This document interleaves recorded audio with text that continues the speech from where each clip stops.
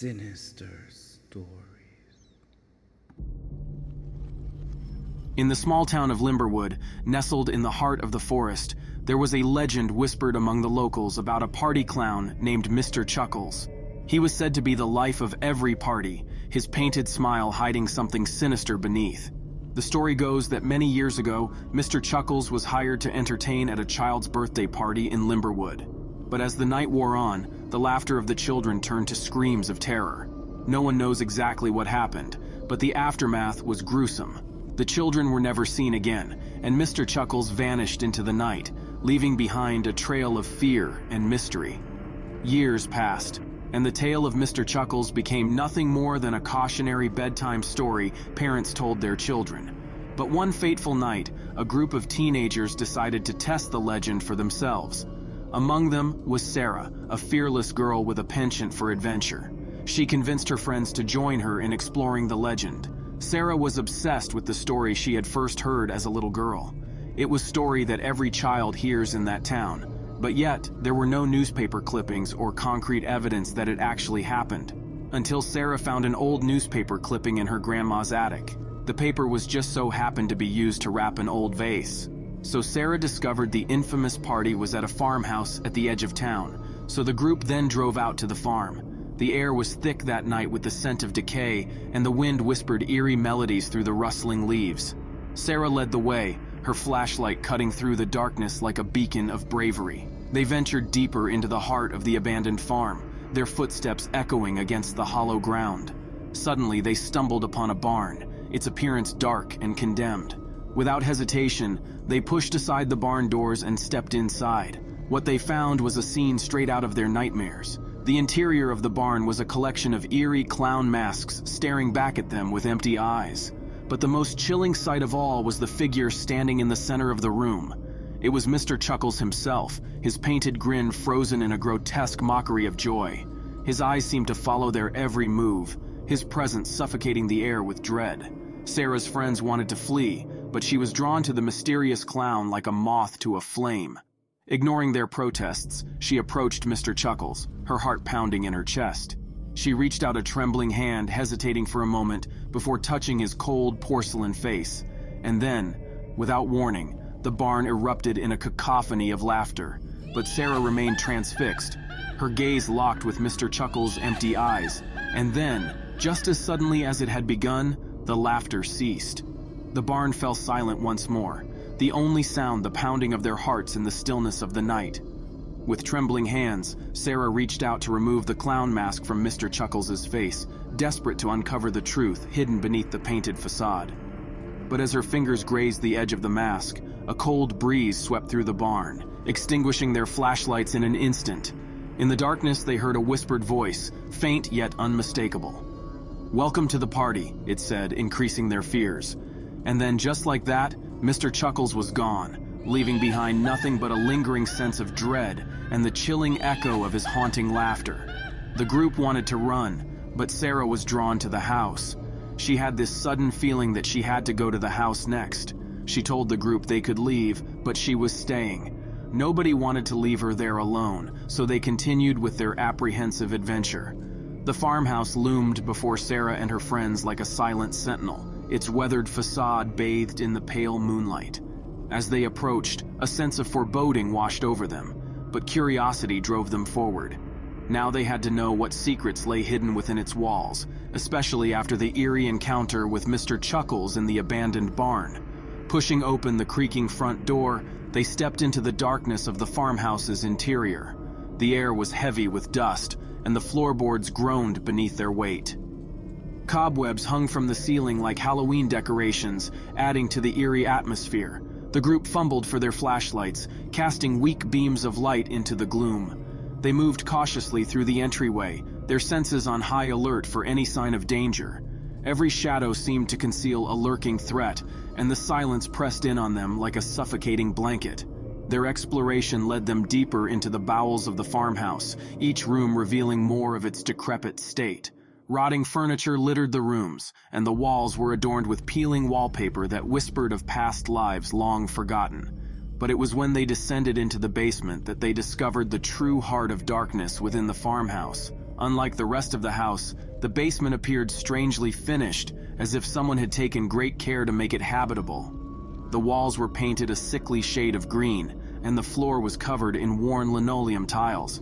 As they moved further into the basement, their flashlights revealed a sight that made the hairs on their arms raise. Clown apparel adorned the walls, from oversized shoes to brightly colored wigs. Masks with exaggerated features stared back at them from every corner, their painted smiles frozen in eternal mockery. Sarah's heart hammered in her chest as she surveyed the room, her mind racing with questions. Who had been living here, and what connection did they have to Mr. Chuckles and the abandoned farm? Before she could voice her thoughts, a sudden noise shattered the silence, causing them all to jump in alarm. It sounded like footsteps coming from somewhere deeper within the basement, slow and deliberate, as if whoever was making them wanted to be heard. With trepidation, they followed the sound, their flashlights cutting through the darkness like swords. As they rounded a corner, they came upon a door that stood slightly ajar, a sliver of light peeking through the crack. Heart pounding, Sarah pushed open the door and stepped into the room beyond. What she saw took her breath away. The room was unlike anything they had expected. It was brightly lit, the walls painted a cheerful shade of yellow. Colorful streamers hung from the ceiling, and a table in the center of the room was set with plates of cupcakes and bowls of candy. But what caught their attention most was the figure standing in the corner, dressed in a clown costume that seemed to shimmer in the light. It was Mr. Chuckles himself, his painted grin more unnerving than ever. He turned to face them, his eyes gleaming with amusement. "Welcome to the party," he said, his voice echoing through the room. Sarah and her friends exchanged nervous glances, uncertain of what to make of the surreal scene before them.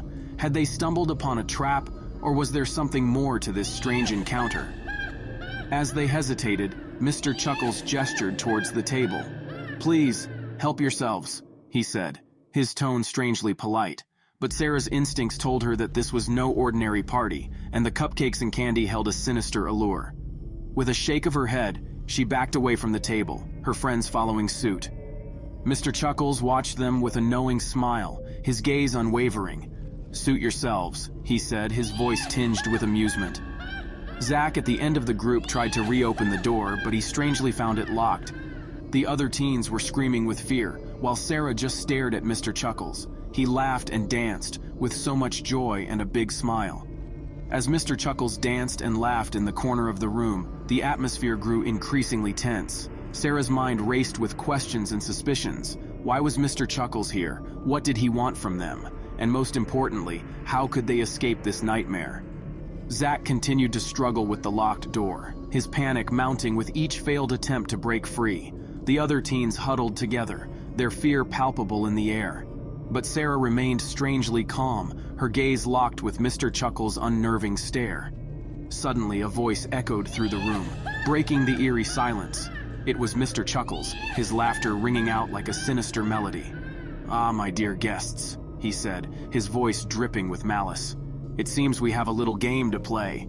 Sarah's blood ran cold as she listened to his words. She knew they were in grave danger. With a steely resolve, she turned to her friends, her mind still racing. "We need to find a way out of here," she said, her voice steady despite the fear gnawing at her insides. "But we have to stick together and stay calm." Her friends nodded in agreement, their eyes wide with terror. Together they began to search the room for any means of escape, their flashlights casting eerie shadows on the walls. But as they combed through the basement, their efforts were thwarted at every turn. The window was barred, the door remained locked, and there seemed to be no other way out. Meanwhile, Mr. Chuckles continued to taunt them from his corner of the room, his laughter growing louder and more manic with each passing moment. His continuation to dance as if there was music playing. With desperation gnawing at her heart, Sarah turned to face him, her eyes blazing with determination. "What do you want from us?" she demanded, her voice trembling with emotion. Mr. Chuckles' grin widened, his eyes gleaming with amusement. "Oh, just a little entertainment," he said, his voice dripping with malice. "After all, what's a party without a little fun?" And as the first light of dawn crept through the windows of the farmhouse, Sarah and her friends were faced with a choice: to succumb to the darkness that lurked within the depths of the basement, or to summon the courage to confront their fears and find a way to escape. As they stood up side by side ready to take on this sinister clown together, the lights flickered and the haunting laughter of Mr. Chuckles echoed through the room. The lights came back on and the room was empty and the door was unlocked. The group ran out the house as fast as they could. The teens drove away from the farmhouse, their hearts still pounding with adrenaline and fear. As they left the abandoned property behind, the sense of relief washed over them, but Sarah couldn't shake the feeling of unease that lingered in the back of her mind. Days passed, and life in Limberwood returned to normal. But for Sarah and her friends, the memory of their encounter with Mr. Chuckles haunted their dreams, a constant reminder of the horrors they had witnessed. Then, one night, as Sarah lay in bed trying to sleep, she heard it, the haunting laughter of Mr. Chuckles echoing through the darkness. She froze, her heart pounding in her chest as the sound grew louder and more menacing. With trembling hands, she reached for her phone, dialing her friends' numbers frantically, but no one answered. She was alone, trapped in her room with the chilling laughter ringing in her ears. As the laughter grew closer, Sarah knew that Mr. Chuckles had returned, and this time, he was coming for her. With a sinking feeling in her gut, she braced herself for the terror that awaited her, knowing that the nightmare was far from over. And as the darkness closed in around her, the true horror of their ordeal remained hidden in the shadows. Sarah dropped to her knees and covered her eyes. That same night, at the house of one of the group, was Lily. As the night wore on, a feeling of unease began to creep over her. It was as if someone, or something, was watching her from the darkness, waiting for the perfect moment to strike. Lily tried to shake off the feeling, telling herself it was just her imagination running wild. But after what happened the other night, Lily was in full alert. She sat in her room with lights out in pure silence for a short while. There was nothing until she heard it, the faint sound of laughter echoing through the empty rooms of her house. It was a high-pitched, manic laughter that sent shivers down her spine. Heart pounding, Lily crept through the house, searching for the source of the eerie laughter. But no matter where she looked, she found nothing but empty rooms and silent shadows. Just as she was about to give up and retreat to the safety of her room, she caught a glimpse of movement out of the corner of her eye. Frozen in terror, she turned to see a figure standing in the hallway, its silhouette illuminated by flashes of lightning from outside. It was a clown, dressed in a colorful costume with oversized shoes and a painted smile that seemed to stretch unnaturally wide.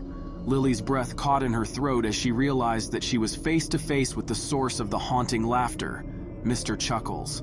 With a blood-curdling scream, Lily turned and ran, her footsteps echoing through the empty house as she fled from the sinister clown that stalked her every move. But no matter how fast she ran, she could feel Mr. Chuckles' presence looming behind her, his laughter echoing in her ears like a twisted lullaby. As she reached the safety of her room and slammed the door shut behind her, Lily frantically searched for a way to escape the nightmare that had consumed her home. But before she could find a way out, she heard a faint scratching at the door, followed by the sound of Mr. Chuckles' chilling laughter. With trembling hands, Lily backed away from the door, her heart pounding in her chest as she realized that there was no escape. She was trapped, alone in her house with a clown that seemed hell-bent on harming her. And then, just as suddenly as it had begun, the laughter stopped, and the scratching at the door ceased. Lily felt alone in the darkness, the only sound the pounding of her own heart in the silence of the night. In her heart, she knew it wasn't over. About 10 minutes, Lily heard Sarah calling out to her from downstairs. Lily knew she had to warn Sarah that Mr. Chuckles was near, so she opened the door slowly and peeked out the door. Lily didn't see anything. After one step, she suddenly felt a sharp pain in her stomach and felt warm liquid feeling with her hands as she clutched her belly. She dropped to knees and looked up into darkness. The wind howled outside Zach's window as darkness fell. Zach, who was quickly forgetting the whole ordeal of Mr. Chuckles, drifted off into slumber. A faint sound roused him from his dreams. At first, he dismissed it as the wind rattling the windows, but as the noise grew louder, he realized it was something else entirely. A low, menacing laughter that seemed to echo through the corridors of his mind.